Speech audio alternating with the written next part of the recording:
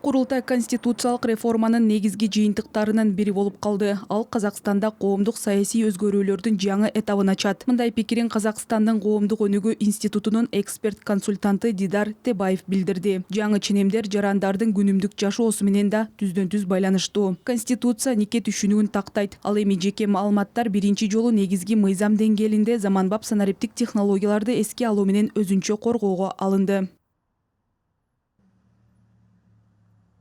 Конституционализированный положение. Үй бүлө жөнүндөгү жоболор. Үй бүлө деген эмне экендиги Конституцияга киргизилген. Үй бүлө деген бул эркек менен аялдын тең укуктуу биримдиги. Анын аныктамасын бекемдөө биздин салттуу баалуулуктарыбызды карманаарыбызды жана бул өзгөрбөс экендигин айтууга мүмкүндүк берерин түшүнүү маанилүү. Эмне үчүн? Анткени Конституцияга ар кандай өзгөртүүлөр жана толуктоолор жалпы элдик референдум аркылуу гана киргизилет. Башкача айтканда, Конституциябыз кандай болорун, кандай өзгөртүүлөр киргизилиши мүмкүн экендигин эл чечет.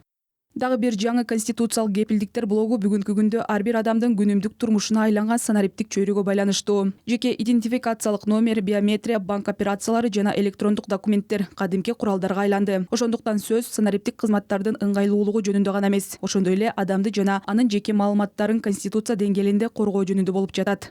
И сейчас уже цифровые технологии активно применяются.